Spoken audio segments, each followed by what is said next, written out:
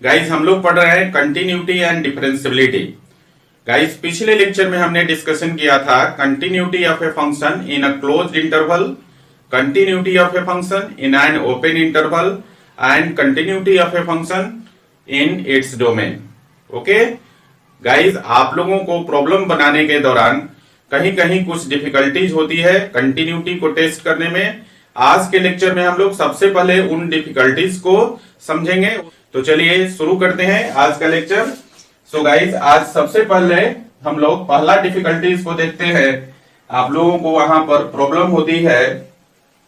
देखिए, अगर मान लीजिए कि कोई फंक्शन है आपके पास y is equal to f x, कोई फंक्शन है ना, और यहां पर x जो है वो आपका less than equal to a है ना। इसका रीजन दिया है, x का रीजन है less than equal to a। तो आपको x is equal to a पर अगर कंटिन्यूटी टेस्ट करना है तो क्या करोगे आप। यहां पर जो मैं डिस्कस करने जा रहा हूं इसको ध्यान से समझिएगा ताकि कंटिन्यूटी एंड डिफरेंशियबिलिटी में आपको और कोई प्रॉब्लम न रह जाए।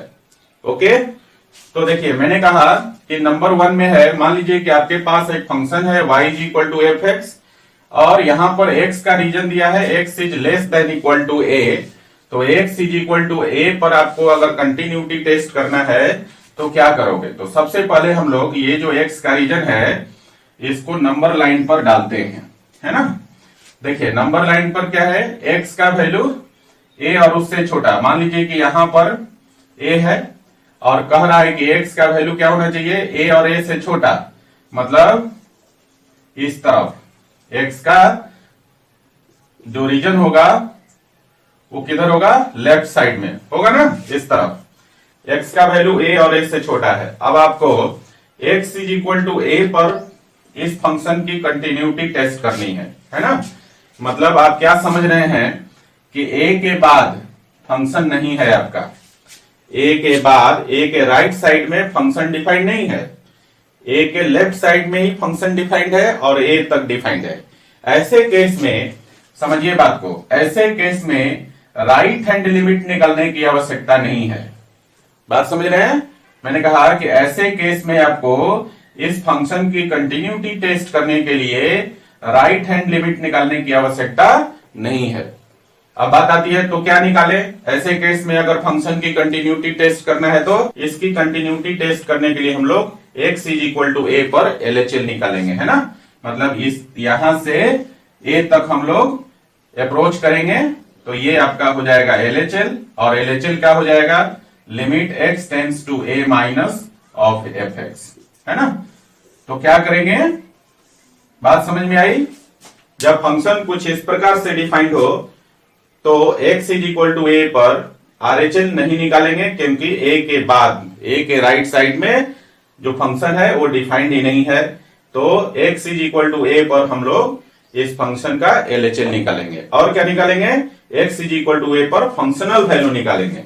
तो दूसरा काम क्या करेंगे, हम लोग फंक्शनल वैल्यू निकालेंगे।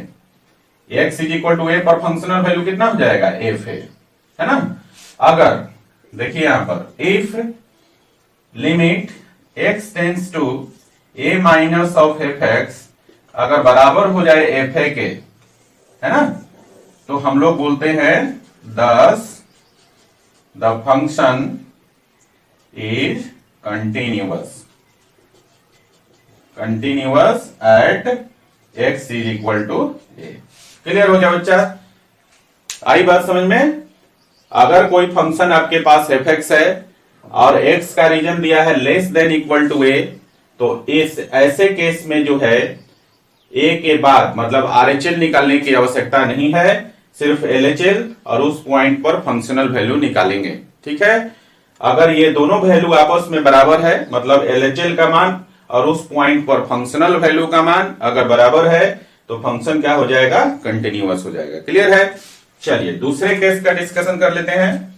दूसरा केस है बच्चा, अगर मान लीजिए कि y is equal to f x आपके पास एक फंक्शन है और x का रीजन दिया है x is greater than equal to a, है ना। तब हम लोग क्या करेंगे कंटिन्यूटी टेस्ट करने के लिए। तो देखिए इसको नंबर लाइन पर पहले प्लॉट करते हैं हम लोग। तो यहां पर दिया है कि x का वैल्यू a और a से बड़ा, मान लीजिए कि यहां पर x is equal to A है, तो x का रीजन है x is greater than equal to A, मतलब x जो लाई करेगा इस पॉइंट से इस तरफ लाई करेगा। अब देखिए ऐसे केस में आपको LHL निकालने की जरूरत नहीं है। यहां पर x का वैल्यू क्या है, a और a से बड़ा, इस तरफ राइट साइड में फंक्शन लाई करता है, लेफ्ट साइड में फंक्शन लाई नहीं करता है ना। x का वैल्यू a से छोटा के लिए फंक्शन डिफाइंड नहीं है, तो यहां पर LHL जो है ये इसको निकालने की आवश्यकता नहीं है बच्चा, समझे। तो क्या निकालना पड़ेगा, तो x इज इक्वल टू ए पर राइट हैंड लिमिट निकालना पड़ेगा। RHL निकालेंगे हम लोग, और RHL क्या हो जाएगा, limit x tends to a plus, है ना, x tends to a plus of fx। बात समझ में आई। x is equal to a पर लेफ्ट हैंड लिमिट को निकालने की आवश्यकता नहीं है, x is equal to a पर राइट हैंड लिमिट निकालेंगे जब x is greater than equal to a होगा। और फिर दूसरा काम क्या, x is equal to a पर फंक्शनल वैल्यू निकाल लेंगे, है ना। अगर मान लीजिए कि जो RHL है आपका limit x tends to a plus of fx, ये वैल्यू फंक्शनल वैल्यू के बराबर हो जाए at x is equal to a, तो इस केस में फंक्शन क्या हो जाएगा आपका, thus the function is continuous। Clear है। तो इस प्रकार से यहां पर लिख दीजिएगा at x is equal to a। तो ऐसा कंडीशन हो तो हम लोगों को सिर्फ RHL निकालना है और x is equal to a पर फंक्शनल वैल्यू निकालना है। अगर दोनों का मान सेम है तो फंक्शन क्या हो जाएगा, कंटिन्यूअस हो जाएगा। बात समझ में आई। अभी और दो केस मैं पढ़ाऊंगा इसमें, है ना, तो पहले इसको आप लिख लीजिए, फिर आगे के दो केसेस का डिस्कशन करेंगे। चलिए लिखिए जरा। तो गाइस अगला पॉइंट है आपका तीसरा पॉइंट है कि अगर मान लीजिए कि कोई फंक्शन किसी ओपन इंटरवल में लाई करता है ना। यहां पर मान लिया कि y is equal to fx कोई फंक्शन है ना, और यहां पर x जो है मान लीजिए कि a से b के बीच में लाई करता है, या इसी को लिख सकते हैं x belongs to open interval a b। इसकी चर्चा मैंने किया था, है ना, इसकी चर्चा मैंने किया था ओपन इंटरवल में किसी फंक्शन की कंटिन्यूटी को जो है ना डिफाइन किया था हमने। तो उस ओपन इंटरवल के प्रत्येक पॉइंट पर अगर फंक्शन कंटिन्यूअस हो तो फंक्शन को हम क्या बोलते हैं, कंटिन्यूअस, है ना। चलिए यहां पर हम लोग प्रैक्टिकली निकाल कर देखेंगे, है ना। तो देखिए इसको नंबर लाइन पर हम लोग प्लॉट करते हैं बच्चा। मान लो कि यहां पर a है और यहां पर b है, इधर हो गया आपका प्लस इंफिनिटी और इधर हो गया आपका माइनस इंफिनिटी, है ना। यहां पर a से b के बीच में आपके पास एक फंक्शन है fx। क्लियर है। अब है इस ओपन इंटरवल में फंक्शन के कंटिन्यूटी को टेस्ट करना है। क्या करोगे इसके लिए, है ना।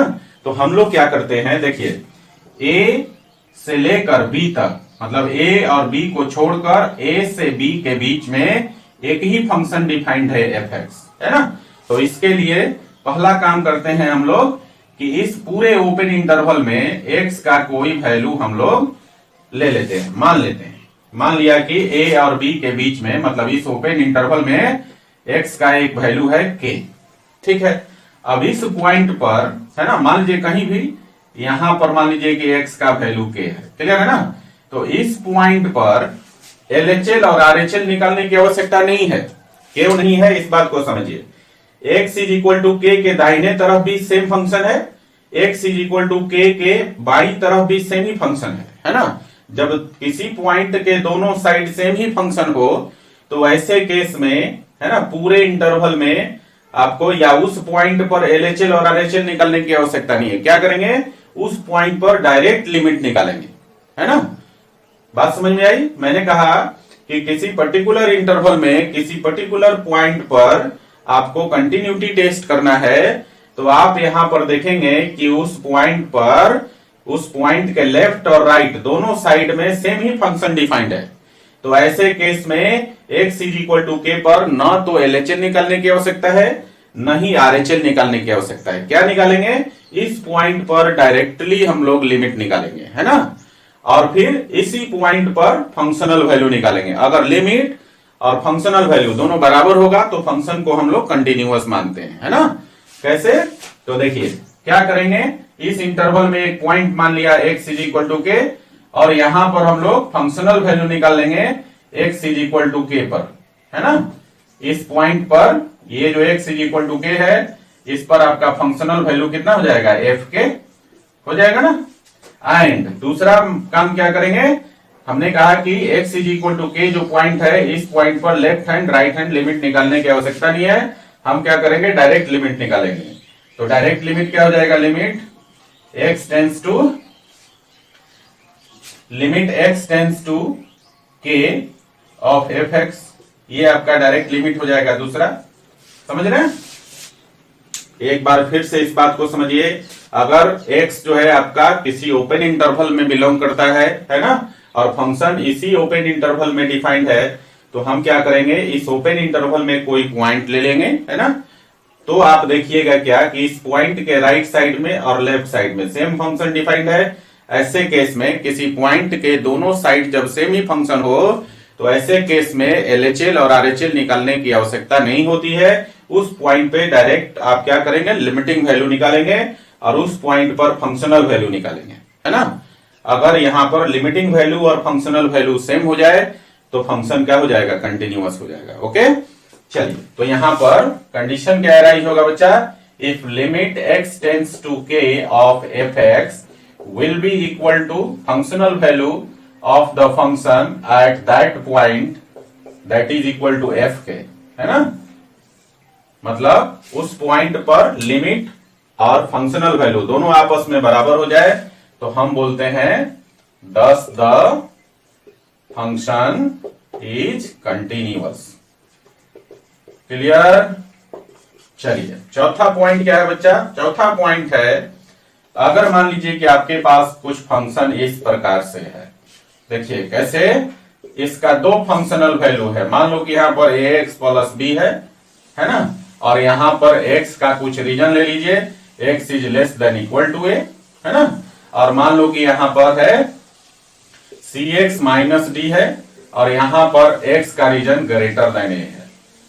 बात को समझिए ध्यान से, यहां पर अभी तक जितने भी तीन कंडीशन हमने पढ़ा, वहां पर क्या था, एक तो ओपन इंटरवल का केस था, और दो जो था सिंगल फंक्शनल वैल्यू का केस था। हालांकि तीनों ही सिंगल फंक्शनल वैल्यू का ही केस था, बट यहां पर चौथा केस क्या है, यहां more than one functional value का केस आ गया है ना।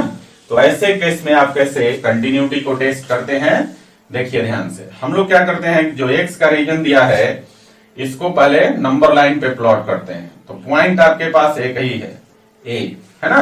देखिए यहां पर कह रहा है कि x का वैल्यू जब a और a से छोटा हो, तो a से छोटा किधर होगा, लेफ्ट साइड में, यहां पर x is less than equal to a है ना। और दूसरा कह रहा है कि जब x का वैल्यू a से बड़ा हो, मतलब यहां पर है x is greater then a। तो आप ध्यान दीजिए, इस केस में जब x का value less than equal to a है, तो यहां पर फंक्शनल वैल्यू आपका क्या है, ax प्लस b है। बट जब x का वैल्यू a से बड़ा है, तो इस केस में functional value cx minus d है।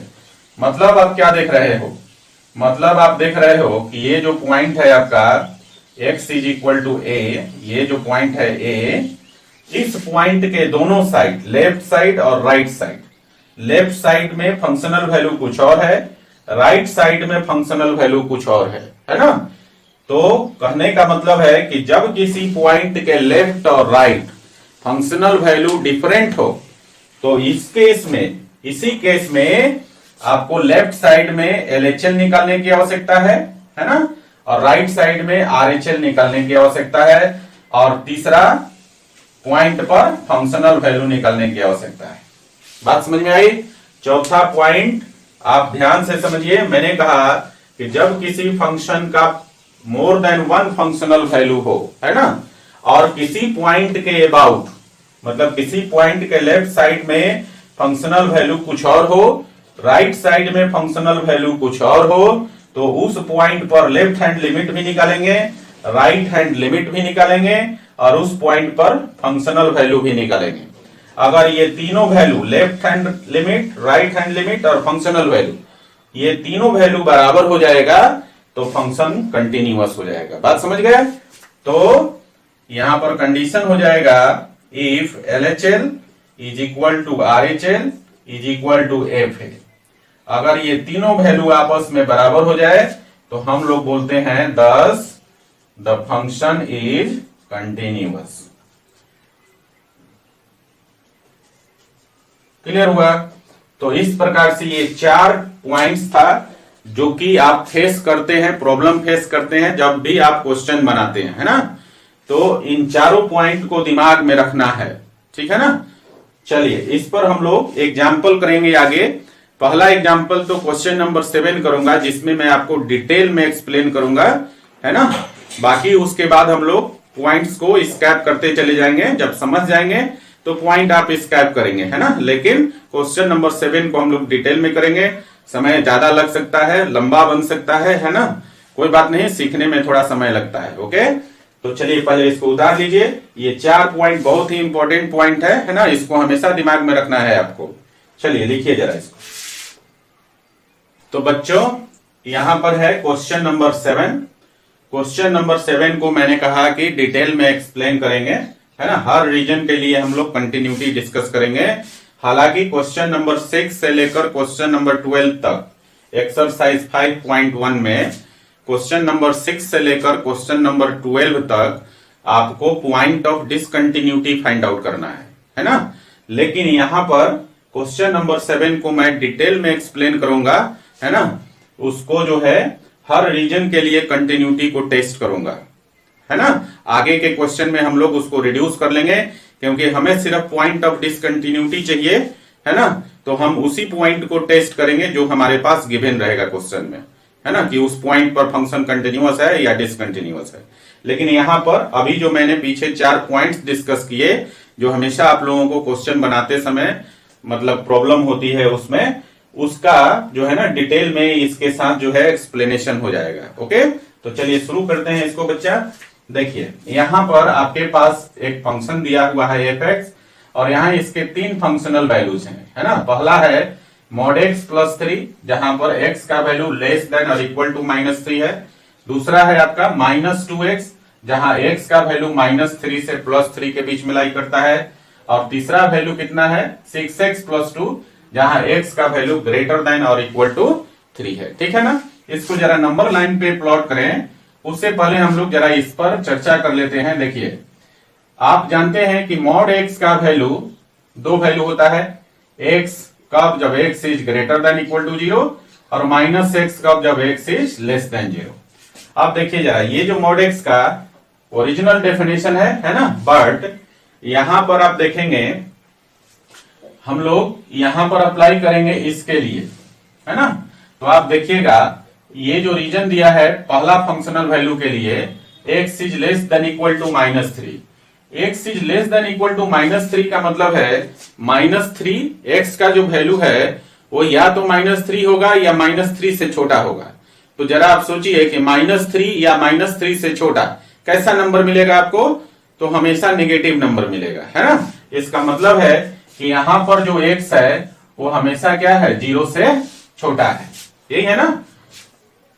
बात समझ में आई? यहां पर जो रीजन दिया है x is less than equal to -3, इसका मतलब है कि x का वैल्यू या तो -3 होगा या फिर उससे छोटा।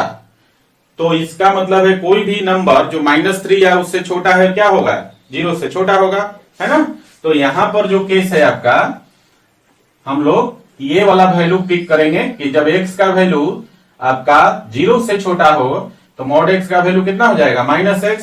सो गाइज इस पॉइंट को यहां पर घेर देते हैं और ये फंक्शन अब ट्रांसफॉर्म होकर कैसा हो जाएगा? देखिए जरा, अब ट्रांसफॉर्म होगा तो f(x) का जो वैल्यू हो जाएगा वो हो जाएगा अब आपका -x प्लस 3 हो जाएगा और x is less than equal to -3। Clear? दूसरा जो पॉइंट है वो तो सेम ही रह जाएगा, -2x, x का वैल्यू -3 से 3 के बीच में।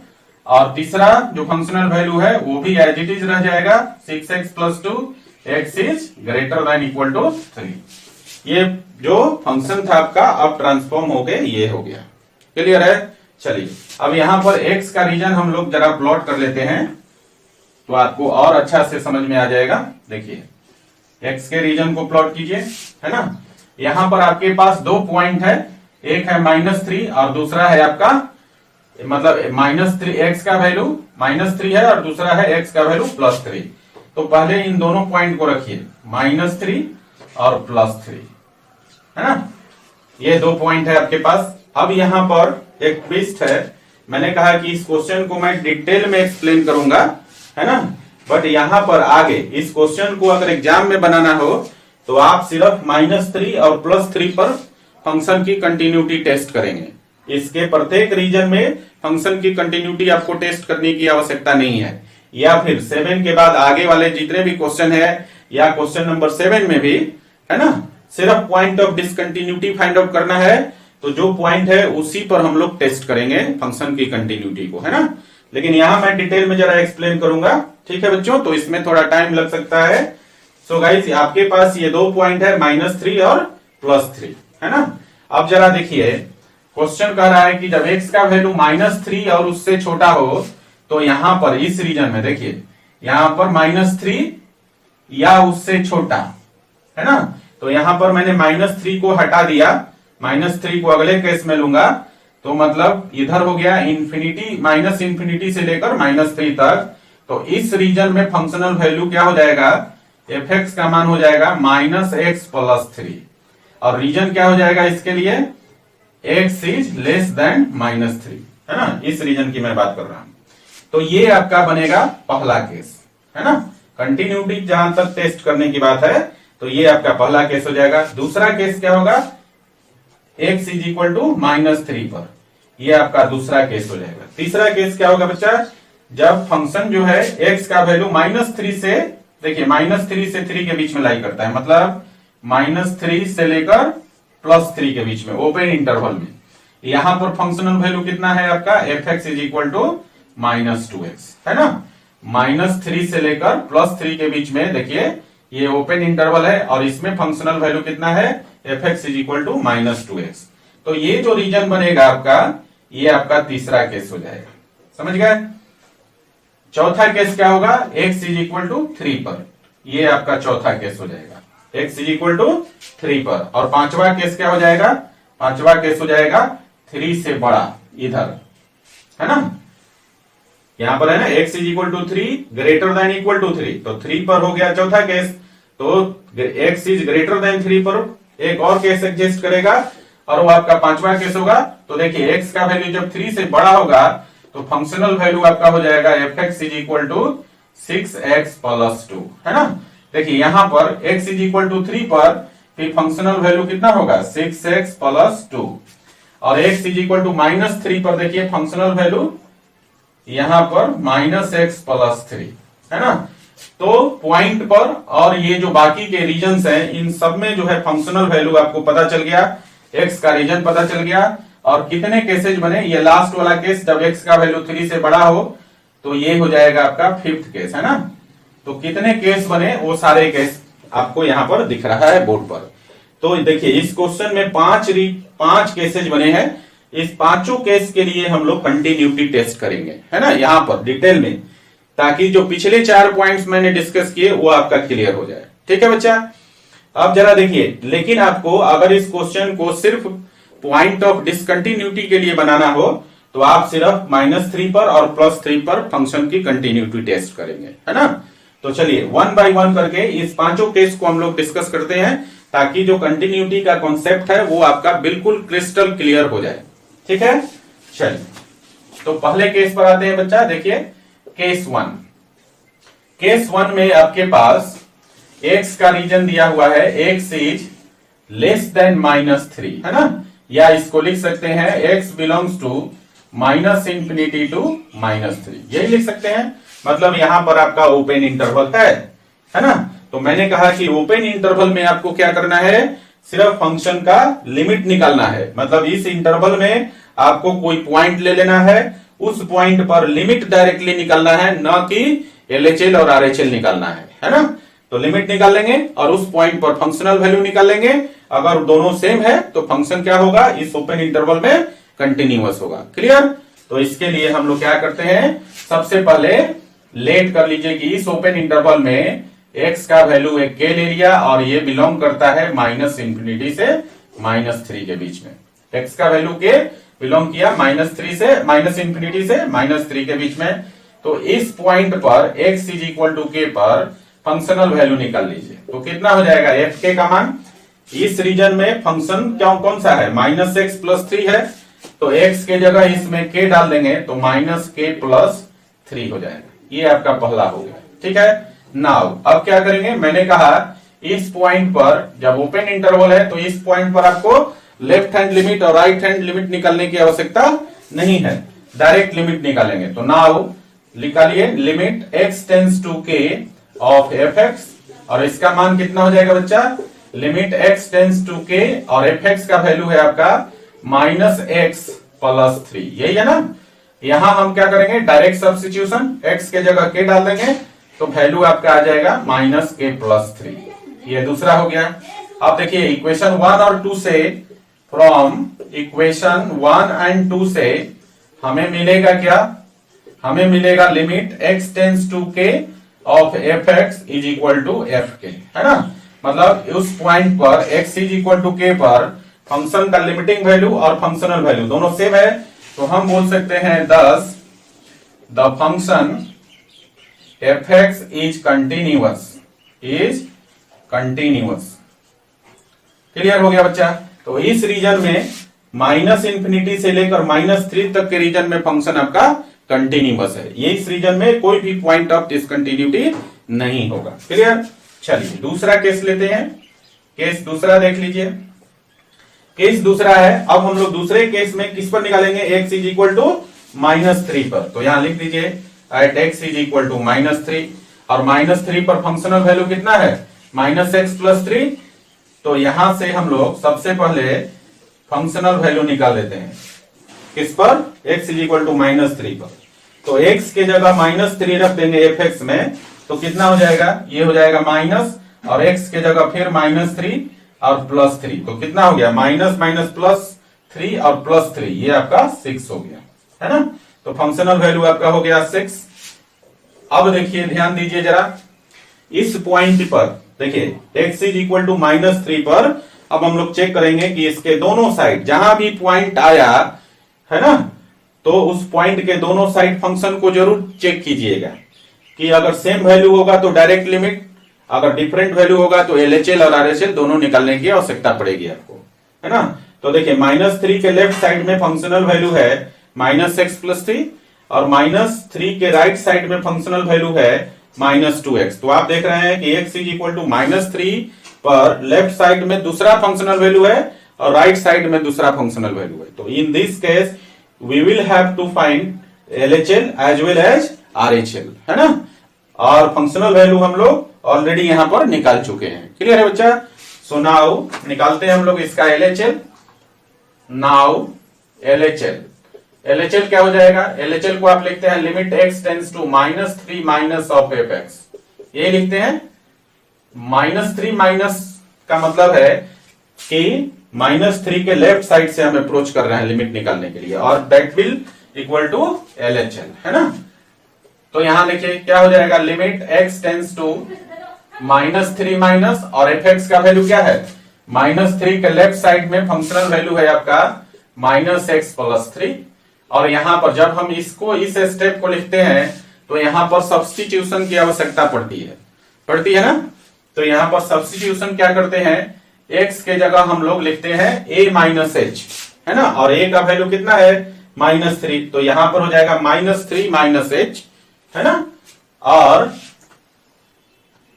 और यहां पर x टेंड्स टू -3 माइनस को रिप्लेस करते हैं h टेंड्स टू 0 से।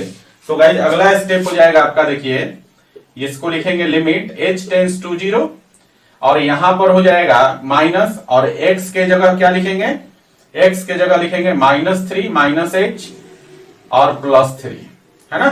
माइनस इसका बाहर निकाल लिया, x के जगह -3 - h डाल दिया, और x टेंड्स टू -3 माइनस के जगह h टेंड्स टू 0। तो देखिए ये तो पॉजिटिव हो जाएगा, अंदर से माइनस निकाल लेंगे तो बाहर क्या हो जाएगा, माइनस माइनस प्लस। तो ये हो जाएगा आपका फाइनली h टेंस टू 0 और ये हो जाएगा 3 और प्लस 3 6 और प्लस h, यही हो जाएगा। और इसमें h का वैल्यू अब डायरेक्टली डाल देंगे तो ये वैल्यू किसके बराबर हो जाएगा, 6 के बराबर, है ना। तो ये आपका क्या हो गया, दूसरा इक्वेशन। अब आपको RHL निकालना है, तो RHL को जरा देखिए, RHL को आप क्या लिखते हैं, limit x tends to -3 plus fx, ये लिखेंगे। फिर देखिए यहां पर आप फंक्शन का वैल्यू रखेंगे, है ना, x टेंस टू -3 प्लस, और यहाँ -3 प्लस का मतलब है x इज इक्वल टू -3 के राइट साइड में, है ना। तो x इज इक्वल टू -3 के राइट साइड में कौन सा फंक्शन है, -2x, है ना बच्चा। तो देखिए जरा यहां पर कितना वैल्यू हो जाएगा, -2x fx का मान। अब यहां हम सब्स्टिट्यूशन करेंगे, x के जगह -3 प्लस h और x टेंस टू -3 प्लस के जगह h टेंस टू 0। तो गाइज ये हो जाएगा लिमिट h टेंस टू 0 और यहां हो जाएगा आपका -2 और x के जगह कितना, -3 plus h।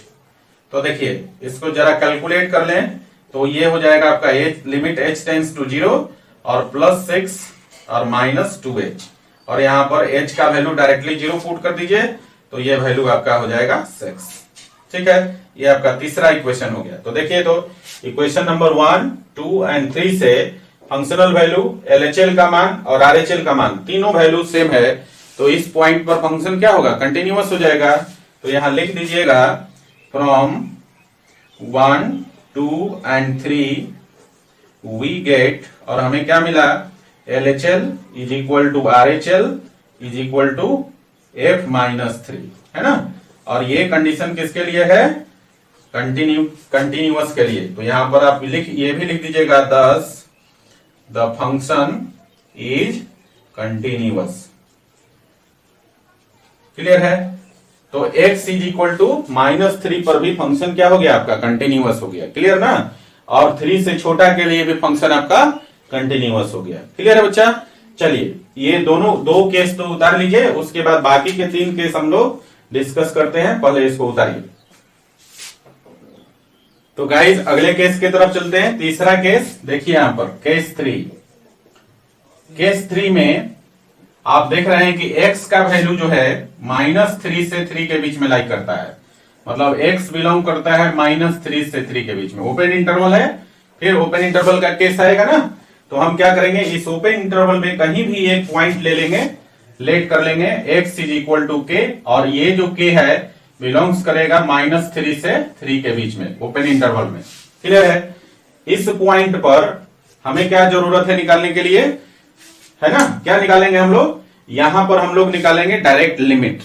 No need to find LHL and RHL, है ना। हम लोगों को डायरेक्टली लिमिट निकालना है और उस पॉइंट पर x is equal to k पर फंक्शनल वैल्यू निकालना है ना। सो गाइस देखिए इस रीजन में -3 से +3 के बीच में आप देख रहे हैं फंक्शनल वैल्यू है -2x।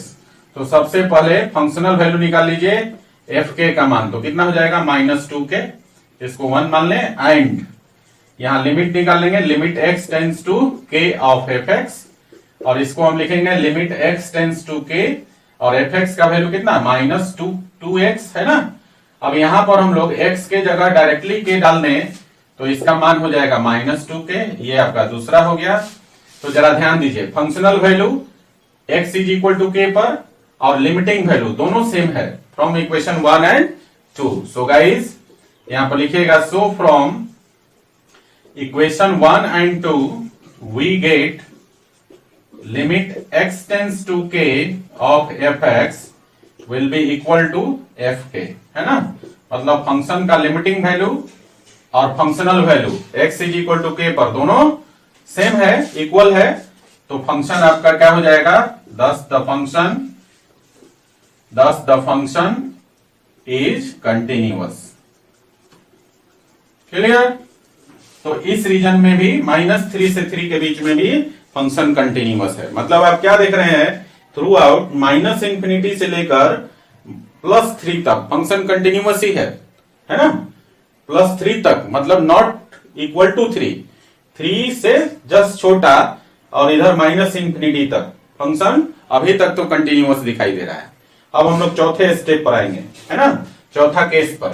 तो केस 4 देखिए जरा, केस 4, और केस 4 में कहा निकलना है, at x is equal to 3 पर, है ना।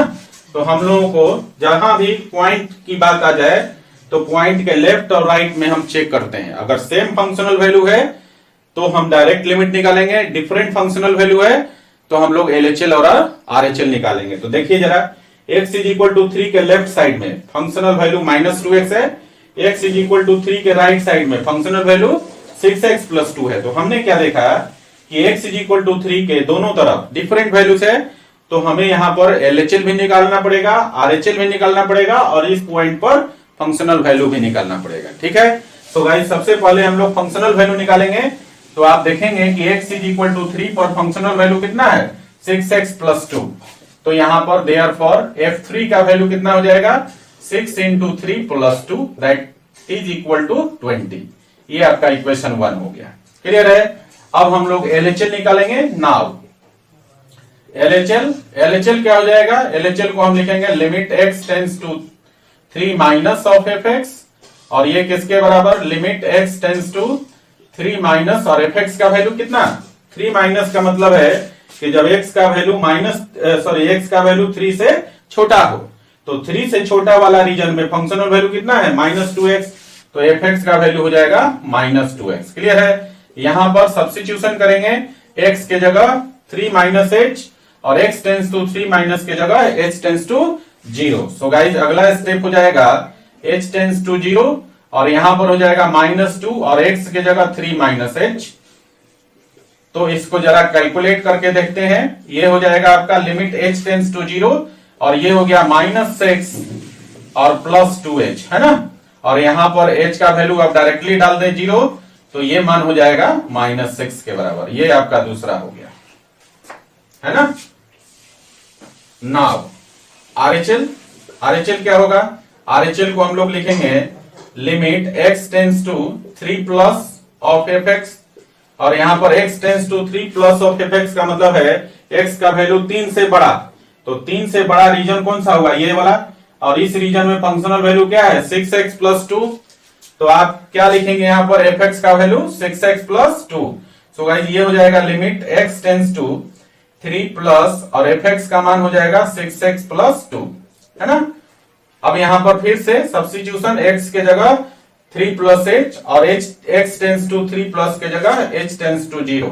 सो अगला स्टेप में हम लिखेंगे लिमिट h टेंस टू 0 और यहां हो जाएगा 6 इंटू और x के जगह 3 प्लस h और प्लस 2, है ना। इसको जरा सॉल्व कीजिए, तो ये हो जाएगा लिमिट h टेंस टू 0 और 18 प्लस 6h प्लस 2, और यहां पर h का वैल्यू डायरेक्टली डाल दें 0, तो ये वैल्यू 18 प्लस 2 कितना हो जाएगा, 20। ये आपका तीसरा हो गया।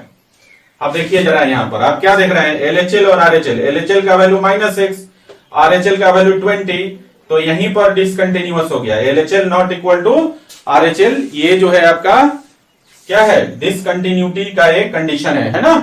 सो गाइस यहां पर लिखिएगा, अब आप देखिए, तो यहां पर लिखेंगे so from 1, 2 and 3 we get, और क्या मिलेगा आपको, LHL not equal to RHL। LHL का वैल्यू RHL के बराबर नहीं है। 10 आप बोल सकते हैं 10 द फंक्शन इज डिसकंटिन्यूअस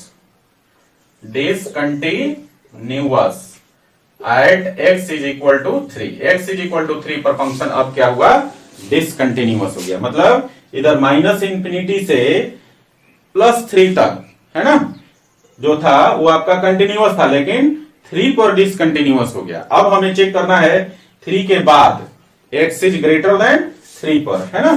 तो पांचवा केस है आपका केस 5। केस 5 में है आपका when x is greater then 3, x का वैल्यू 3 से बड़ा हो, या फिर इसी को आप बोल सकते हैं 3 से बड़ा का मतलब x बिलोंग करेगा आपका, x belongs to 3 to infinity, यही होगा ना पांचवा केस। और ये क्या है, ओपन इंटरवल है, तो फिर से आप क्या देख रहे हैं, through out the interval same functional value है, तो हम लोग क्या करेंगे, इस इंटरवल में कोई पॉइंट मान लेंगे, उस पॉइंट पर लिमिटिंग वैल्यू निकालेंगे और उस पॉइंट पर फंक्शनल वैल्यू निकालेंगे। अगर इक्वल है तो कंटिन्यूअस, अदरवाइज डिसकंटिन्यूअस। ओके, तो हम लोग क्या करेंगे, यहां पर लेट कर लेते हैं x इज इक्वल टू के मान लेते हैं और ये बिलोंग किया 3 टू इंफिनिटी। अब हम लोग यहां पर फंक्शनल वैल्यू निकाल लेते हैं x is equal to k पर। तो देखिए इस रीजन में फंक्शन का वैल्यू है 6x प्लस 2, तो 6x प्लस 2 में x की जगह के डाल देंगे तो 6k प्लस 2 हो जाएगा। ये आपका इक्वेशन 1 हो गया। एंड आपको लिमिटिंग वैल्यू निकालना है, तो ये हो जाएगा limit x tends to k of fx, और इसको आप क्या लिखेंगे, limit x tends to k और fx का वैल्यू है 6x प्लस 2। यहां डायरेक्ट सब्स्टिट्यूशन मेथड यूज करेंगे तो ये हो जाएगा 6k प्लस 2। ये आपका दूसरा हो गया। आप क्या देख रहे हैं, इक्वेशन 1 में और इक्वेशन 2 में, है ना। यहां पर x is equal to k पर फंक्शनल वैल्यू और लिमिटिंग वैल्यू दोनों क्या है, इक्वल है। तो यहां लिख दीजिए so from 1 and 2, so from 1 and 2 we get, क्या मिला आपको, यहां मिला आपको limit x tends to k of fx is equal to f k, ये मिला। x is equal to k पर लिमिटिंग वैल्यू और फंक्शनल वैल्यू दोनों सेम है, तो आपका फंक्शन क्या हो जाएगा 10। The function is continuous, continuous, है ना। तो पांचों केस हमने डिस्क्राइब किया यहां पर, और इन पांचों केस को हमने डिटेल में एक्सप्लेन किया है। बच्चा आपको इतना करने की जरूरत नहीं है। अगर point of discontinuity find out करना है तो मैंने बिगिनिंग में बताया कि सिर्फ ये 2 पॉइंट पर आपको कंटिन्यूटी को टेस्ट कर लेना था, समझ गए ना। लेकिन अभी जो मैंने पीछे डिस्कस किया 4 पॉइंट्स जिस पर आपको थोड़ी समस्या होती है, जब भी आप क्वेश्चंस बनाते हैं डिफिकल्टीज का सामना करना पड़ता है, उसको समझाने के लिए क्वेश्चन नंबर 7 को हमने डिटेल में एक्सप्लेन किया। आशा है कि ये क्वेश्चन और जो मैंने 4 पॉइंट डिस्कस किया था पीछे, ये सारा पॉइंट्स जो है और ये क्वेश्चन आपको अच्छे से समझ में आ गया होगा। ठीक है, सो गाइस इसको जरा लिख लीजिए, फिर हम लोग एक क्वेश्चन और डिस्कस कर लेते हैं। ठीक है, इसको जरा लिखिए। तो यहां पर हाँ, लिखने से पहले एक बात तो छूट ही गया, एक बात और, आपने क्या देखा, यहां आपको इस क्वेश्चन में क्या निकालना था, पॉइंट ऑफ डिसकंटिन्यूटी निकालना था, यही ना। तो आपने क्या देखा, जो भी रीजन्स दिए हुए थे उस पूरे रीजन में सिर्फ एक ही ऐसा पॉइंट एग्जिस्ट किया जिस पर फंक्शन क्या है, डिसकंटिन्यूअस है, और वो पॉइंट कौन सा निकला बच्चा, x इज इक्वल टू 3। तो आप यहां पर उसको लिख भी लेंगे, है ना। और क्या लिखेंगे यहां पर आप लिख लीजिएगा finally there is only one point of discontinuity.